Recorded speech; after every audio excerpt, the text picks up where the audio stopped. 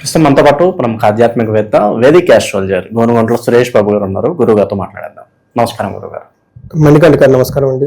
July నెల 2026 వృశ్చిక రాశి వాళ్ళ పరిస్థితి ఏంటి గురుగారు? ఎలాంటి అదృష్టాలు, ఎలాంటి అశుభ ఫలితాలు వీళ్ళు చూడబోతున్నారు ఈ మాసం? వీళ్ళ గురించి ఏం చెప్తారు?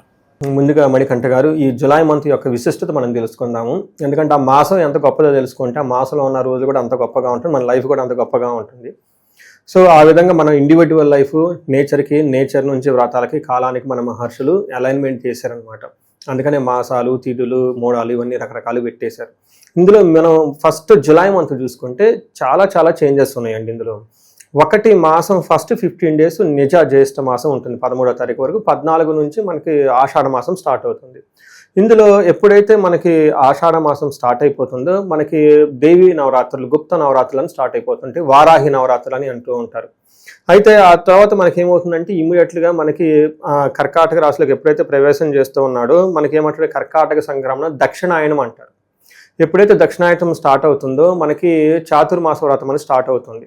అది మనకి తొలి ఏకాదశి పండుగలు ఉంటుంది. మనకి తొలి ఏకాదశి వచ్చేటప్పటికి ఎప్పుడు వస్తుంది, 25వ తారీఖు వస్తుంది. చాతుర్మాస వ్రతం 26 నుంచి స్టార్ట్ అవుతుంది. 29వ తారీఖు గురు పూర్ణిమ ఉంది.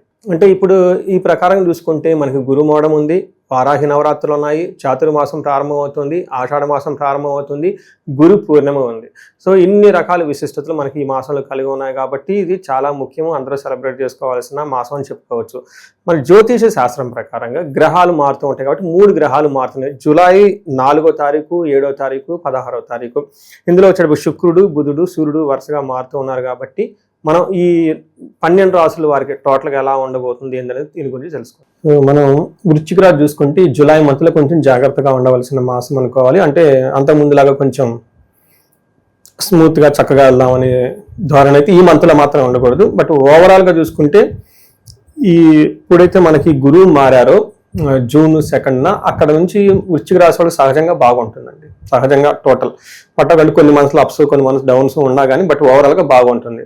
అయితే ఈ జులై మంత్లీలో కొంచెం ఛాలెంజింగ్గా ఎక్కువగా ఉంటుంది. కొంచెం ప్లానెడ్గా వెళ్తే చక్కగా అంత సహజంగా ఏమంటారు నార్మల్గా వెళ్ళే అవకాశం ఎక్కువగా ఉంటుంది. మనకి ఇందులో డీటెయిల్స్ తెలుసుకునే ముందు విశాఖ, ఇందులో ఉన్న నక్షత్రాలు చూస్తే విశాఖ 4వ పాదం, అనురాధ 1, 2, 3, 4 పాదాలు, జ్యేష్ఠ 1, 2, 3, 4 పాదాలు అంతా వృశ్చిక రాశిలో ఉంటారని గమనించాలి. మనకి లఘు గోచారం, సూక్ష్మ గోచారం ప్రకారం చూసుకుంటే ఈ మంత్ అంతా ఎలా ఉంటుందంటే వీళ్ళకి వాతావరణం అంతా ద్వేషపూరితంగా ఎక్కువగా ఉంటుంది. ద్వేషం, శోకం, పుత్రార్థ లాభమాత్ కలహం అని చెప్తారు. అంటే దీని మీనింగ్ ఏంటంటే ద్వేషం అంటే వీళ్ళ చుట్టూ వాతావరణం అంతా ద్వేషించబడినట్లుగా ఉంటుంది. కొంచెం మనసులో బాధపడే అవకాశాలు ఎక్కువగా ఉంటుంది, గొడవలయ్యే అవకాశం ఎక్కువగా ఉంటుంది. అయితే పుత్రుల ద్వారా, పిల్లల ద్వారా కొంచెం హ్యాపీనెస్ ఉండే అవకాశం ఎక్కువగా ఉంటుంది. అయితే ఇది కూడాను చాలా తక్కువ మోతాదులో ఎక్స్పీరియన్స్ అయ్యే అవకాశం ఎక్కువ ఉందని గమనించుకోవాలి. ఇప్పుడు మనకి ఒక్కొక్క గ్రహం చూసుకున్నాం అనుకోండి, సూర్యుడు 9వ స్థానంలో ఉండటం ఏమవుతుందంటే బేసికల్గా వీళ్ళకి ఎలాంటి తప్పు లేకపోయినా వీళ్ళ మీద అన్ని నిందలు పడే అవకాశం ఉంటుంది. తర్వాత ఏమి లేకపోయినా గొడవలు కావాలని సృష్టించి ఇబ్బంది పెట్టేవాళ్ళు ఎక్కువగా ఉంటారని గమనించాలి. మనకి సంస్కృతిలో ఏం చెప్తారంటే నిందపరాధ కలహం నిర్దోషచ్చ ధనక్షయం పుణ్య లాభార్థ నాశాచ విచారో నవమే రవి అంటారు. అంటే 9వ స్థానంలో ఎప్పుడైతే సూర్యుడు ఉంటారో వీళ్ళకి ఏమవుతుంది అంటే నిందాపరాధం, వీళ్ళది నిందించబడతారు ఎలాంటి గొడవలు లేకపోయినా కానీ. కలహం నిర్దోషచ్చ, వీళ్ళలో ఎలాంటి దోషం లేకపోయినా కానీ గొడవలు వచ్చేస్తూ ఉంటాయి, నిందలు వచ్చేస్తాయి అని చెప్తూ ఉంటారు. ధనక్షయం, ధనం అనేది కరిగిపోతూ ఉంటుంది. పుణ్య లాభార్థ నాశాచ అంటే పుణ్య ఫలంతో, అంటే మంచి ఉద్దేశంతో ఏదైనా పనులు చేస్తే అందులో వీళ్ళకి లాస్లు వచ్చే అవకాశం ఎక్కువగా ఉంటుంది. విచారో, తద్వారా వీళ్ళకి కొంచెం బాధపడే సంఘటనలు ఎక్కువగా జరుగుతూ ఉంటాయి అని చెప్పుకోవచ్చు. అయితే ఓవరాల్గా దృష్టి బాగుంటుంది కాబట్టి 3వ దాంట్లో సూర్యుడు యొక్క దృష్టి ఉండటం తర్వాత ఓవరాల్గా బాగుంటుందని మనం చెప్పుకోవచ్చు. అదేవిధంగా 7వ స్థానంలో కుజుడు ఉండటంతో వీళ్ళకి ఇది కొంచెం మిక్స్డ్ రిజల్ట్ అని చెప్పుకోవచ్చు. 7వ స్థానంలో ఉంటే ఏమవుతుంది, అన్న వస్త్రాది రాహిత్యం సదా క్లేశ జీవనం స్వబంధుభి కువార్త పుత్ర భాతృణం క్రోధ సప్తమగే కుజ అంటారు. అంటే వినడానికి చాలా కఠినంగా ఉంటుంది, మీనింగ్ చాలా సింపుల్ అండి. అన్న వస్త్రాది రాహిత్యం అంటే కొంచెం టయానికి భోజనం చేయకుండా ఓవర్ వర్క్ చేసే అవకాశం ఎక్కువగా ఉంటుంది. మనసులో కొంచెం టెన్షన్స్ ఎక్కువగా ఉంటుంది, బంధువులతో గొడవలయ్యే అవకాశం ఎక్కువగా ఉంటుంది. మోస్ట్లీ కువార్త అంటే చెడు వార్తలు వినే అవకాశం ఎక్కువగా ఉంటుంది. పుత్రులతోటి, అన్నదమ్ములతోటి గొడవలు అవుతూ ఉంటాయి అని చెప్తూనే ఒక పక్కన ఏం చెప్తారంటే ప్రొఫెషనల్ మ్యాటర్స్లో చాలా బాగుంటుంది, ప్రోగ్రెస్ ఉంటుంది అని చెప్తారనమాట. అయితే ఈ టైంలో వీళ్ళకి దొంగతనాలు జరిగి డబ్బులు పోగొట్టుకునే అవకాశం ఎక్కువగా ఉంటుంది, కేర్ఫుల్గా ఉండండి. అయితే బుధుడు 8వ స్థానంలో ఉండటం కీర్తి ప్రతిష్టలు కలిగితే కలుగుతూ ఉంటుంటే పాటు కొంచెం వ్యాధులు కలిగే అవకాశము, మితమైన భోజనం టయానికి భోజనం తిరిగే అవకాశం లేదు అని మనకు చెప్తూ ఉంటారు. తర్వాత మనకి 10వ స్థానంలో శుక్రుడు, అగైన్ ఇక్కడ కూడా శుక్రుడు మిక్స్డ్ రిజల్ట్ ఇస్తున్నారు, స్ట్రైట్ ఫార్వర్డ్ గా మంచి రిజల్ట్ ఇవ్వటం లేదని చెప్పుకోవచ్చు. శుక్రుడు ఎప్పుడైతే 10వ స్థానంలో ఉంటారో జన్మరాశి నుంచి క్లాక్ వైజ్ డైరెక్షన్ లో కౌంట్ చేసుకుంటూ ఉంటే ఏమవుతుంది, వెకులం చైవ నిస్సత్వం మర్ధానాశం రిపో భయం శ్రీ సౌఖ్య హాని మాప్నోతి రవి దశమస్తే భృగునందన అంటారు. అంటే ఏం చెప్తే 10వ స్థానంలో ఎప్పుడైతే సూర్యుడు ఉన్నారో ఏమవుతుందంట, వాళ్ళకి శత్రువుల వల్ల భయము, స్త్రీల వల్ల సౌఖ్యం లేకుండా ఉండటము, వీటితో పాటు అర్ధనాశం ధనం కోల్పోయేసి శత్రు బాధ పెరుగుతూ ఉంటుందని చెప్తారు.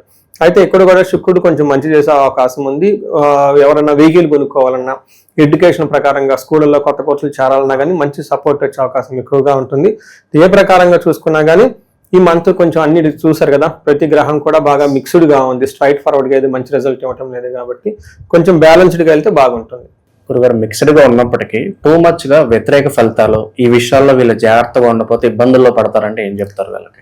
సో వీళ్ళకి ఏం చెప్తానంటే రుద్రాభిషేకం చేయించుకోవడం చాలా ఇంపార్టెంట్ అండి. ఎందుకంటే ఒక గ్రహం 2 గ్రహాలు అయితే ఓకే, బట్ ప్రతి గ్రహం సరిగా లేదు కాబట్టి వీళ్ళు ఎక్కువగా గురువులని దర్శించుకోవటము, ఆశ్రమాలు, మఠాలు, యోగా, మెడిటేషన్ లాంటివి చేస్తే చాలా గురుబలం పెరుగుతూ ఉంటుంది.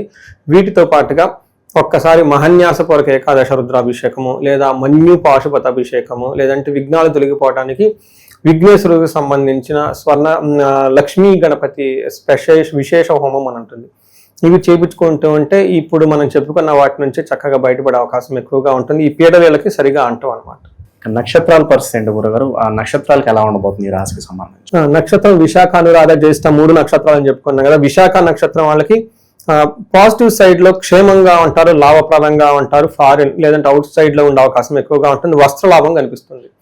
కానీ వీళ్ళకి దేహ పీడనం, ధనహీనత అంటే శారీరకంగా కొంచెం హెల్త్ ప్రాబ్లం ఎక్కువగా చూపిస్తూ ఉంటుంది. అనురాధ నక్షత్రం వాళ్ళకి అగైన్ లాభప్రదంగా ఉంటుంది, ఫారిన్ లో ఉండడానికి బాగుంటుంది, వస్త్ర లాభం కనిపిస్తూ ఉంటుంది అని చెప్పుకోవచ్చు. అలానే జ్యేష్ఠ నక్షత్రం వాళ్ళకి రాజ్య లాభము, ప్రమోషన్స్ వచ్చే అవకాశం ఎక్కువగా ఉంటుంది, వస్త్ర లాభం, షాపింగ్స్ అవన్నీ చేసి కొత్త కొత్త ఆర్టికల్స్ కొనే అవకాశం ఎక్కువగా ఉంటుంది. ఇక్కడ ధనహీనత, దారిద్ర్యం, బట్ ఫైనాన్షియల్ గా ఇబ్బంది పడే అవకాశం ఉంటుంది. అంటే జ్యేష్ఠ నక్షత్రం వాళ్ళకి కొంచెం ఫైనాన్షియల్ గా ఇబ్బంది ఉంటుంది, కానీ మిగతా అన్ని విషయాల్లో బాగుంటుంది, రాజ్య లాభం ఉంటుంది. సో ఈ 3 నక్షత్రాలు జ్యేష్ఠ నక్షత్రం వాళ్ళకి చాలా అడ్వాంటేజ్ గా ఉంది ఈ మంత్. వాళ్ళు టయాన్ని సద్వినియోగం చేసుకుంటే బాగుంటుంది. అన్ని నక్షత్రం వాళ్ళకి పర్టికులర్ విశాఖ వాళ్ళకి కార్యహాని, జ్యేష్ఠ అనురాధ నక్షత్రం వాళ్ళకి గాయాలు అయ్యే అవకాశం ఉందని గమనించుకోవాలి. సార్ అలాగే ఎన్ఆర్ఎల్ పరిస్థితి ఏంటి? ఇప్పుడు అక్కడ విదేశాల్లో పరిస్థితులు అంతగా బాగాలేదు, కొంతమంది అక్కడే ఉండాలో వచ్చేయాలని ఆలోచనలో ఉంటూ ఉంటారు, మరి వాళ్ళ పరిస్థితి ఏంటంటారు? సార్ ఒకటి, ఈ వృశ్చిక రాశి వాళ్ళకి సహజంగా బాగుందండి. లాస్ట్ 2 to 3 years తో కంపేర్ చేస్తే వీళ్ళకి ఖచ్చితంగా బాగుంటుంది. ఇది ఒక 9వ స్థానంలో, అంటే 9వ స్థానంలో గురువు ఉండటం తోటి 9వ స్థానాన్ని లాంగ్ ట్రావెల్స్ అంటారు. చాలా లాంగ్ ట్రావెల్స్ ని ఈ ఎన్ఆర్ఎల్ అంతా చాలా లాంగ్ ట్రావెల్ చేసి అక్కడ ఉంటారు. అందుకని చెప్పి సహజంగా వీళ్ళకి బాగుంటుందండి. ఎన్ఆర్ఎల్కి రియల్ గా గుడ్ టైం. ఇప్పుడైతే ఎన్నిక వచ్చేయాలి, రావాలని చెప్పేసి నేను ఏమి సజెస్ట్ చేయను. బట్ ఇంకొకసారి వాళ్ళ జన్మ జాతకం చూపించుకుంటే మనకి ఇంకా క్లారిటీ ఉంటుంది.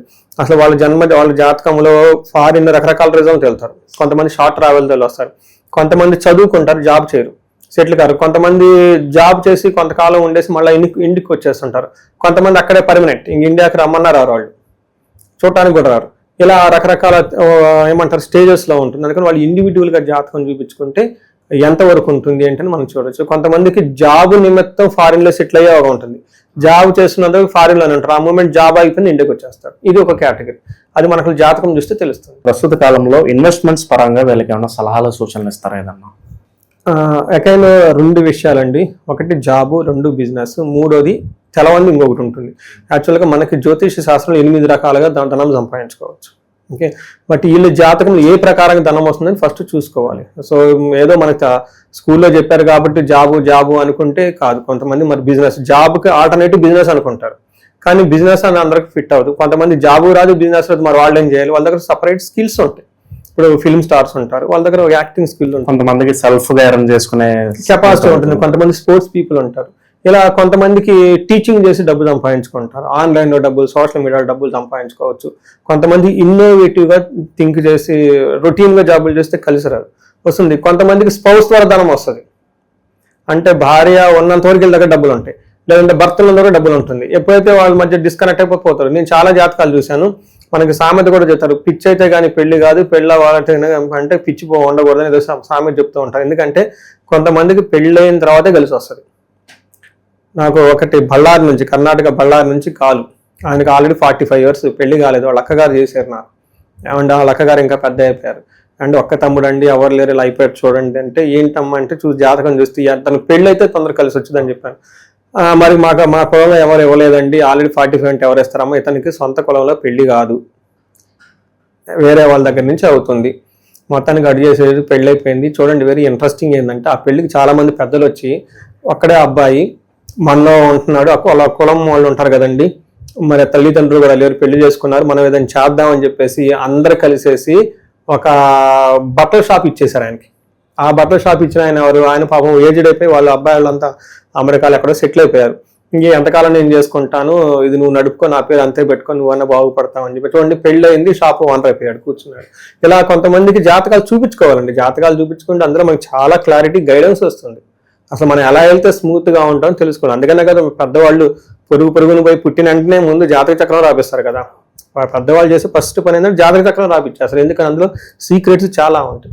అవన్నీ తెలుసుకుంటే లైఫ్ అనేది చాలా స్మూత్ గా హ్యాపీగా వెళ్ళిపోవచ్చు. ఎవరిని ఎక్కువగా ఆరాధించాలంటారు, ఎటువంటి పరిహారాలు బాగుంటాయి?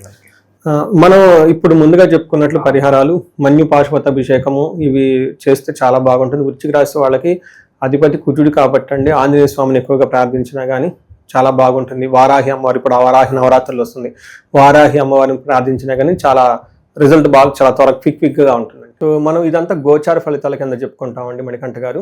దీని ప్రకారం ఏంటంటే ఒక 30% మాత్రమే ఇప్పుడు మనం చెప్పుకునేవి వాళ్ళకి అప్లై అవుతాయి.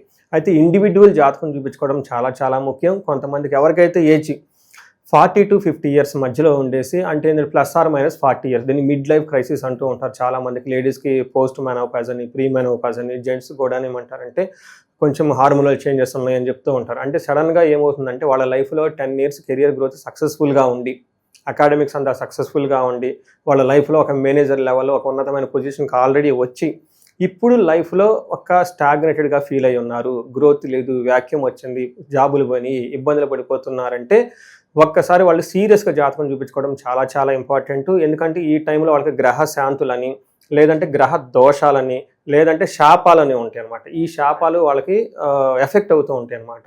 జనరల్గా మనకి ఏం చెప్తారంటే మోడర్న్ సైకాలజీలో మిడ్ లైఫ్ క్రైసిస్ అని చెప్పేస్తూ ఉంటారనమాట.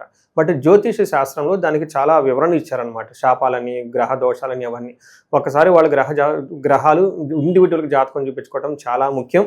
వాళ్ళకి ఫైనాన్షియల్ ప్రాబ్లం ఉన్న స్వర్ణలక్ష్మి విశేష హోమం చేయించుకోవటము, ఏమైనా కానీ హెల్త్ కాంప్లికేషన్స్ ఉంటే ఆయుష హోమం చేయించుకోవటం, అంతేకాకుండా చండీ హోమం, అందరికి ఏదైనా కనుక సీరియస్ ప్రాబ్లమ్స్ కన్సర్న్స్ ఉంటే కనుక చండీ హోమం చేయించుకోవటం, ఇలా మన్యు పాశుపత అభిషేకాలు ఇవన్నీ చేయించుకుంటే వాళ్ళ యొక్క ఎలాంటి సమస్య ఉన్నా కానీ సమస్యకు సంబంధించిన పరిష్కారాలు మనం కనుక్కోవచ్చు. భార్యాభర్తల మధ్య అన్యోన్య దాంపత్య పాశుపత అభిషేకం అని చెప్పేసి ఇలా అన్నీ చేసుకోవచ్చు. అయితే మనకి ఈ నెల 14వ తారీఖు, అంటే జూలై నెల 14వ తారీఖు నుంచి 22 వరకు వారాహి నవరాత్రులు సెలబ్రేట్ చేస్తూ ఉన్నాం. అంటే నాకు ఇది వచ్చేటప్పుడు పబ్లిక్ మీడియాతో ఇంటరాక్ట్ అవటం థర్డ్ పండుగ అని, లేదంటే 4th అయి ఉండొచ్చు, 3rd or 4th. ఈ ఎవ్రీ ఇయర్ మేము కొన్ని సెలబ్రేషన్స్, కొన్ని హోమాలు, పూజలు అన్ని ప్లాన్ చేయటం, కొన్ని సామూహికంగా, కొన్ని ఇండివిజువల్గా రకరకాలుగా చేస్తూ ఉన్నాం. బట్ ఈసారి కూడా మేము ఏం చేస్తున్నామంటే వారాహి పాశుపత విశేష హోమం అని చేస్తూ ఉన్నామండి. ఇది చాలా పెద్ద హోమము, ఒక దాదాపు 15 మంది దాకా బ్రాహ్మణులు పడుతూ ఉంటారు. ఇది 1 to 1 చేయడం జరుగుతుంది. ఈసారి సామూహికంగా చేయటం లేదు, కొన్నిసారి చేసేసి అంతా మేము అరేంజ్మెంట్ చేయలేక డబ్బులు రిటర్న్ ఇవ్వడం కూడా జరిగింది చాలా మందికి. బట్ ఇదేంటంటే ఓన్లీ సెలెక్టెడ్ పీపుల్కి 1 to 1 చేయటం జరుగుతుంది. దాదాపు 15 నుంచి 20 మంది బ్రాహ్మణులు పడుతుంటారు. వారాహి పాశుపత విశేష హోమం చేస్తూ ఉన్నాం అనమాట, దాదాపు 15 మంది. ఇది వచ్చేటప్పుడు 4:30 గంటల 5 గంటల పెద్ద హోమం పడుతుంది. Only in a day 2 times. నవరాత్రులు స్టార్ట్ అయిన 14వ తారీఖు నుంచి 22వ తారీఖు వరకు మార్నింగ్ ఒక స్లాట్, ఈవినింగ్ ఒక స్లాట్. ఈవినింగ్ స్లాట్ ప్రిఫరబుల్గా NRIలకి, అమెరికా ఉన్న వాళ్ళకి చేస్తూ ఉన్నాము. దీనివల్ల ఎందుకు చేయించుకోవాలంటే ఫస్ట్ కార్యజయం, చాలా నాలెడ్జ్ ఉంది, ఎగ్జిక్యూషన్ చేయలో ఫెయిల్ అయిపోతున్నాం అనుకున్న వాళ్ళకి వారాహి అమ్మవారికి చేయించుకోవాలి. రెండోది తగాదులు, శత్రుబాధలు ఏమైనా ఉంటే దానికి సంబంధించి చేసుకోవాలి, డైరెక్ట్గా ఇండైరెక్ట్గా ఎవరికైనా ప్రాబ్లమ్స్ ఉంటే చేయించుకోవాలి. మూడోది రియల్ ఎస్టేట్ పీపుల్ ఎవరైతే ఉన్నారో, స్టాగ్నేటెడ్గా ఉన్నారో, నేను ఎక్కడో ఆర్టికల్ చూస్తాను 80,000 అపార్ట్మెంట్లు ఏమో అన్యూజ్డ్, కొంతమంది పేమెంట్ కట్టేసి డ్రాప్ అయిన వాళ్ళు మొత్తం లాక్ అయి ఉన్నారనమాట. ఇలాంటి ఎవరైనా రియల్ ఎస్టేట్లో వాళ్ళు ఉన్నా కానీ లైఫ్లో ప్రోగ్రెస్ లేదు, ధనం లేదు అని అనుకుని ఎవరైనా కనుక అనుకుంటూ ఉంటే ఇది వాళ్ళకి ఈ నవరాత్రుల టైంలో చాలా మంచి ఒక అవకాశము. ఇంట్రెస్ట్ ఉన్న వాళ్ళు మాత్రం ఖచ్చితంగా ఫోన్ చేసి అపాయింట్మెంట్ తీసుకోండి. ఒకసారి మళ్ళా చెప్తున్నాను, 18 కంటే హోమాలు ఎక్కువ చేయలేము. In a day only 2 morning and evening. Morning preferably ఇండియన్స్కి, ఈవినింగ్ స్లాట్ ఎన్ఆర్ఎస్కి మేము అరేంజ్మెంట్ చేస్తున్నామండి. దీన్ని సద్వినియోగం చేసుకోవాలని చెప్పేసి నేను కోరుకుంటూ ఉన్నాను. ఓవరాల్గా వృశ్చిక రాశి వాళ్ళకి ఎలాంటి పరిణామాలు జరగబోతున్నాయో మంచి విశ్లేషణ అందించారు. ధన్యవాదాలు. ధన్యవాదాలండి.